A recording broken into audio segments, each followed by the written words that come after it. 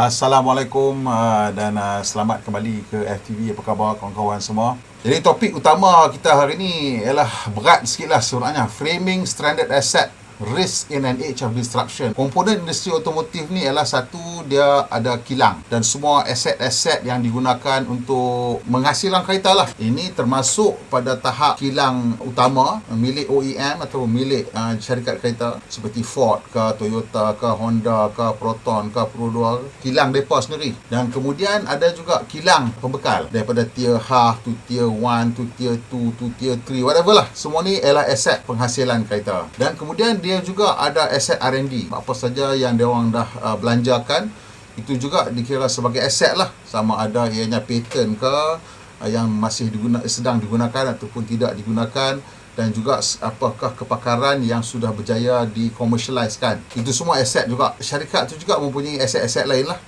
Maksudnya dia punya distribution network dia sebagai aset, dia punya after sales dia sebagai aset, kemudian dia punya administration dia sebagai aset, dan juga dia punya financial system dia lah. Mungkin dia ada credit company ke apa ke, itu semua aset lah. Dan juga duit mereka lah, itu sebagai aset kepada syarikat kereta. Dan kalau kita tengok campur semua tu, tapi nilai syarikat tu lebih daripada itu semua. Yang lebih tu kita panggil goodwill lah kan? Ataupun dia punya reputation dia lah. So goodwill, dalam accounting dia panggil goodwill. Jadi semua aset-aset ni kalau berlaku perubahan, dia akan menjadi bermasalah. Ini cerita hari ni ialah framing stranded asset risk in an age of disruption. Kita sedang menghadapi zaman perubahan besar. This report is by Stockholm Environment Institute. So dia punya pembukaan dia, mukadimah dia lah. The sustainability transition is gaining momentum.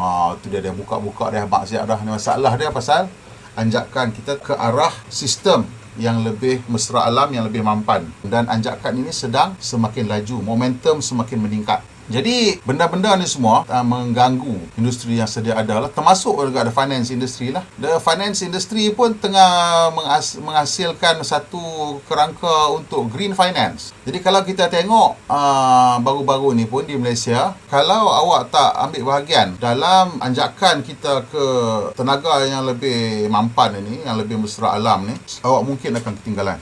Kenapa? Sebab green finance ni tau. So syarikat kereta, dia nak jadi lebih hijau, dia kurangkan pencemaran. Bank dia nak jadi lebih hijau, dia boleh buat apa? Dia boleh kurangkan penggunaan kertas, penggunaan tenaga. Tapi penyudahnya, dia berniaga duit.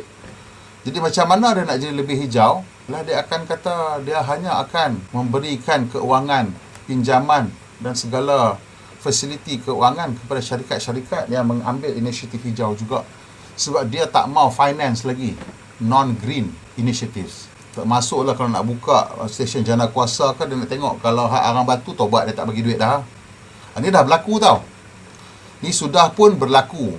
Kalau dia bagi duit pun dia akan minta faedah yang lebih tinggi. Ni laporan ni bukan laporan baru, laporan ni tahun 2018 lah. Dan benda ni yang first kali kena ialah industri tenaga lah, iaitu tenaga utility sector, iaitu jana kuasa. Kemudian dia nak bergerak ke tempat lain pula ni, the automotive industry.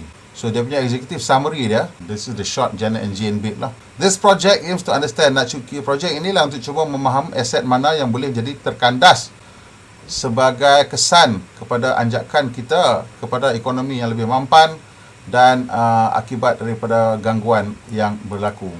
Ia juga cuba untuk membangunkan satu kerangka untuk industri keuangan untuk menilai kemungkinan aset terkandas. Benda ni kalau dia orang tak boleh buat framework, nak tengok macam mana nak perhatikan, kan basically macam mana nak diagnose lah aset mana yang akan terkandas, so that the finance industry and the whole financial system akan reti nak buat apa. Because kalau you tengok in the financial industry ni, aset ni dia pecah-pecahkan lah ikut kelas lah, ikut quality lah. Dia ada, kalau stok pun dia ada yang orang panggil junk ke, junk asset lah. Ni memang macam junk asset ni pun boleh jual. Dia sama macam kereta buruk, hutang lapuk pun boleh jual.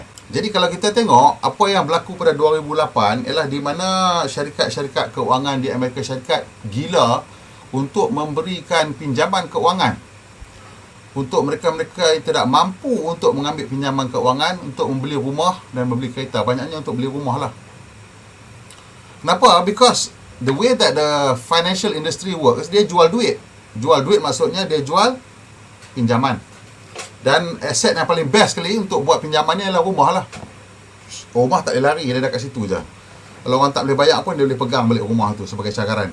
Sebenarnya secara realiti, kita aside sikit lah, segue sikit, industri perumahan ataupun pembangunan, development lah, property development ni, sebenarnya dibina bukan sebagai cara utama untuk memberi kita rumah. Bukan.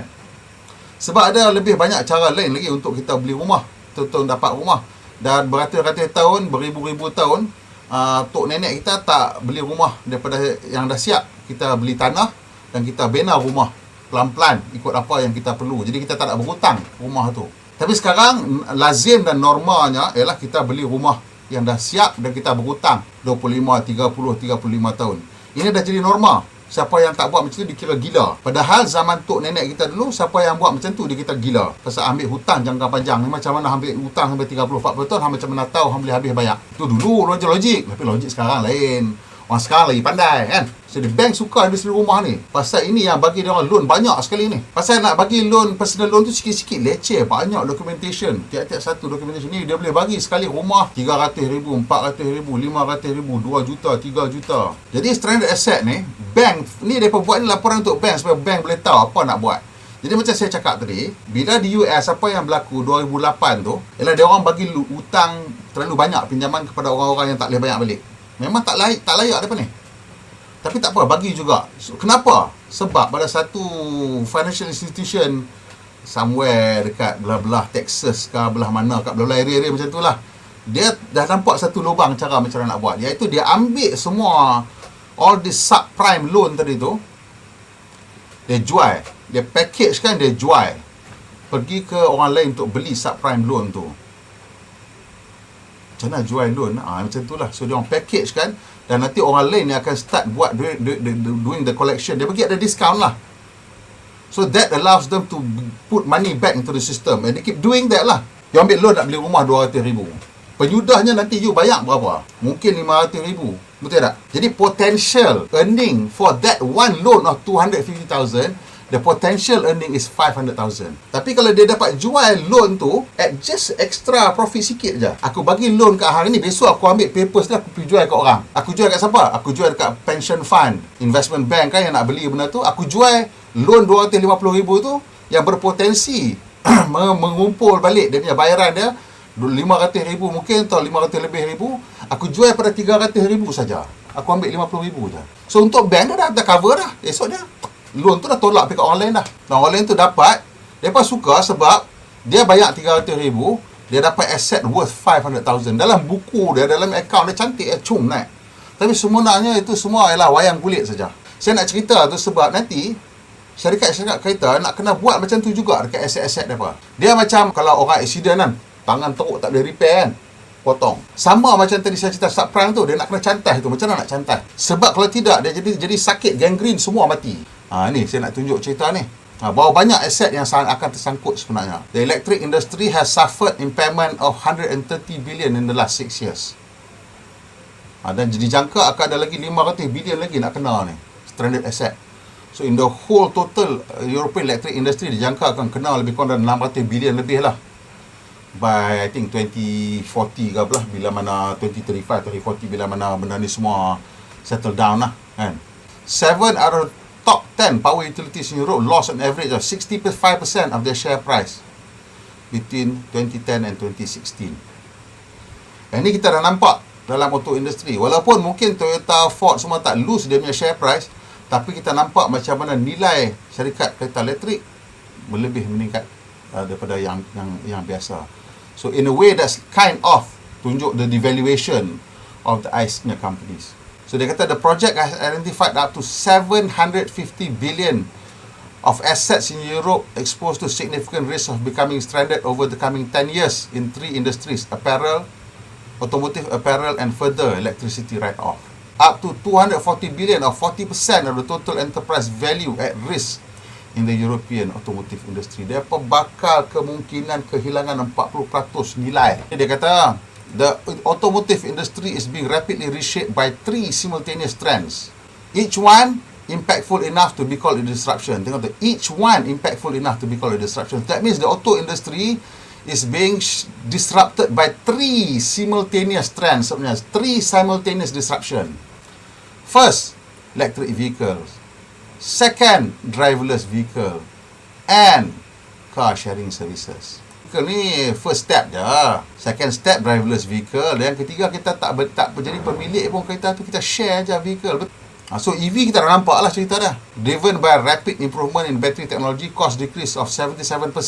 EVs, ini cerita, ni laporan tahun 2018 tau. EVs are already cost competitive on total cost of ownership basis in many segments. Sekarang ni dia cost competitive on total cost of ownership basis tau. Dia maksudnya kita campur maintenance, bil minyak, bil elektrik semualah. Tapi harga belum lagi. And are quickly approaching cost competitiveness even on a pure sticker price basis. Jadi dia kata dalam laporan 2018 dia kata, tapi hampa jangan takut, harga dia pun nanti turun, dia akan jadi kompetitif dengan harga kereta ICE. Ini membangkitkan beberapa soalan sukar untuk syarikat-syarikat sedia ada yang fokus kepada teknologi pembakaran dan juga sistem pacuan pembakaran dan banyak benda yang dia orang outsource. So betul, syarikat kereta sekarang banyak dia punya fokus ialah on the engine itself. Sebab syarikat kereta rasa itulah dia punya identiti, DNA dia, engine dengan chassis. Jadi dia outsource macam-macam, benda-benda lain macam software, electrical system, entertainment system.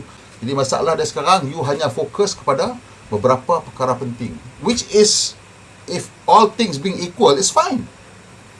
Tapi bila datang disruption macam ni, menjadi masalah. You sekarang kepakaran you buat engine, buat gearbox. And electric engine is much simpler than a combustion engine. 20 moving parts compared to 2000. EVs do not even have gearboxes, so the risk of physical and intellectual access getting stranded is obvious. Dah lah hang punya kilang tu memang kilang buat kereta ICE. Kemungkinan standard. Kilang buat engine tu semua hampir-hampir confirm standard. Hang punya IP pun, hang punya R&D IP apa benda semua pun fokus kepada internal combustion engine. IP yang adaptive cruise control semua selalunya bukan ada pada syarikat. Itu ada pada supplier macam Bosch, macam whatever lah, company-company elektronik lain, software company. Kedua, driverless vehicle. Ingat ni laporan 2018 driver vehicle also closer than many think. Google's Waymo self-driving cars, kenderaan yang dihasilkan oleh Google nama Waymo tu dah bergerak 3 juta kilometer tanpa insiden. Dan Uber tengah testing. Ini dah berhentilah. Uber dah berhentilah. Ini adalah satu anjakan besar teknologi. Dan fungsi tanpa pemandu ni mungkin menjadi satu yang paling besar. Kalau kata kita tak boleh hantar kereta tu keluar jadi robotaxi pun, kalau kita beli kereta tu boleh self-driving. Kalau tak tu pun, kereta tadi tu kita nak pilih, kita mesti maunya kereta tak perlu kita pandu. Lebih kerja. Katalah trafik kita nak pergi kerja tu makan masa 40 minit. 40 minit tu lah 40 minit untuk kita tidur lah kereta. Atau 40 minit untuk kita prepare presentation. Atau 40 minit untuk kita breakfast. Atau 40 minit untuk kita baca buku. Atau 40 minit kita tengok movie. Atau 40 minit kita nak sembang instead of having to drive. More than that, bila kereta jadi driverless, kita takkan beli kereta tu. Car sharing. Kenapa car sharing ni penting? Car sharing ni penting bukan saja kerana ianya potensi untuk syarikat kereta tu nak jadikan ia sebagai platform untuk dia jual eyeballs. Tak. Sebenarnya kereta ni dia punya, kita tengok macam mana car sharing. European car have a capital utilization of only 2%. Kereta kita setiap hari pakai sejam, mungkin 2 jam. Dan kereta yang ada 5 tempat duduk tu kita seorang je naik atau 2 orang je naik. And the value of the car capital stock is enormous. Dekat Sweden aja dia kata nilai kereta ialah 500 bilion krona, iaitu 12% GDP. Satu sumber yang sangat banyak yang terbazir tiap-tiap hari. Sama kat Malaysia ni pun. The best way is to have public transport. That's why negara-negara yang lebih ramai orang, yang padat, dia banyak ada public transport. Macam bandar-bandar lama di Eropah, di Jepun, di Korea, dia orang pakai public transport sebab better utilization of assets. And it's not just the asset kereta tu, tapi juga property, ruang, tanah, semua lebih better utilization. But moving forward, benda ni akan berubah lah sebab it doesn't make sense. Car sharing is an excellent way to better utilize this massive capital stock. So maksudnya dia boleh generate income, benda tu banyak ni. Only 2% utilization. Bayangkan kau dapat naikkan jadi 5%, jadi 10% utilization, 5 times more the value, boleh unlock. Terus saya cakap 3 benda ni dia berjalan sekali. Since every shared car replaces 4 to 7 privately owned cars, sharing has the potential of driving a wedge in total car sales. Bila mana Tesla fokus kepada self-driving, itu ialah sebab dia nak kurangkan jumlah kereta di jalan raya. An assessment of which assets of the car manufacturers could become economically stranded as a result of this disruption is presented in Chapter 4. Dia kata dia akan tunjuklah.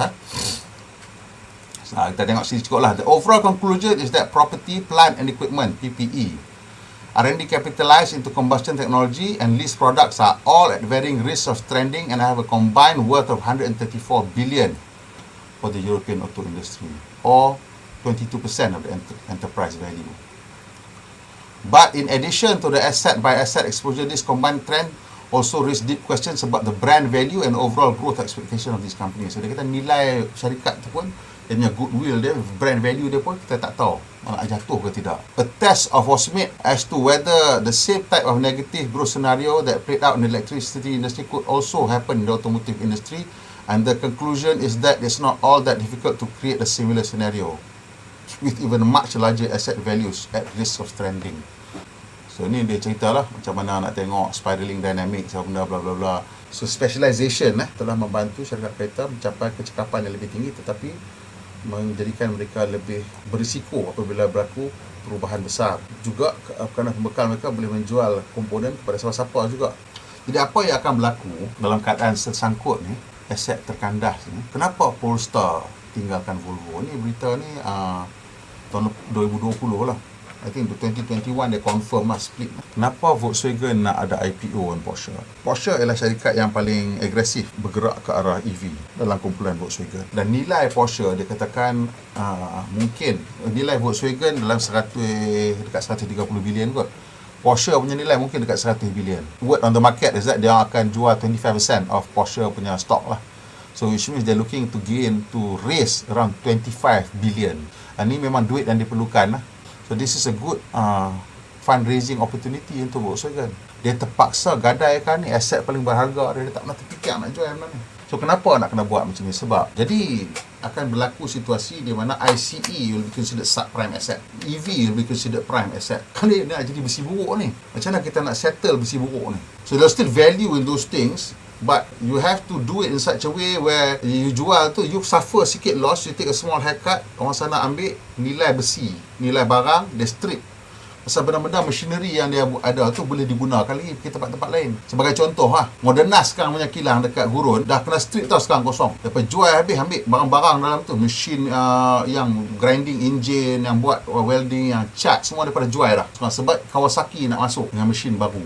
Macam CNC machining kan, untuk buat engine semua tu ada value, tapi dia as a collection dia tak ada value. You lumbuk semua benda tu dalam satu kilang untuk buat engine ICE, dia dah tak ada value. So the added value dah tak ada. So you nak kena jual benda tu just as on the basis of the component aja dalam tu. So dia orang dah amortize, so the book value dia dah turun to a point, nanti boleh jual lah benda tu at a value yang will be worth less than the machinery itself but more than the book value. So dia jual lah, jual.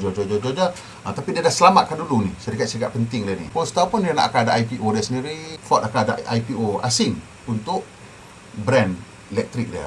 Then all the asset has to small clean. Apa-apa jadi kat Ford lah. Ford pun dia akan ada lah orang bijak pandai dalam tu, yang pakar keuangan dia akan tengok lah, kumpul aset ni semua ni, bundle. Kita tengok macam mana kita boleh bundle benda ni untuk jual. Jadi Volkswagen pun sama, dia nak buat benda yang sama dengan Porsche ni sebab this is the reality. Okey kawan-kawan semua, saya kata kita berhenti sini. Tolong saya sikit lah, tekan butang like dan kongsikan dengan kawan-kawan yang lain. Ajak dia pamai, kita live setiap hari Isnin sampai Jumaat pukul 10 malam. Kita bincangkan topik-topik macam ni lah, perubahan yang sedang kita alami dalam industri otomotif kita. Dan juga saya minta tolong kawan-kawan untuk tekan butang langganan, subscribe, dan juga tekan butang loceng lah supaya dapat makluman bila kita buat naik video terbaru. Kita buat naik video tiap-tiap hari, ada sekali di bahagian tengah hari, pagi hanya mungkin pukul 10, 11 atau pukul 5 petang depending on timing, dan malam pukul 10. So satu hari ada 2 video lah anda boleh tonton di sini. Pemandu Malaysia, pemandu yang berhemah, doakan kita boleh jumpa lagi, insya-Allah.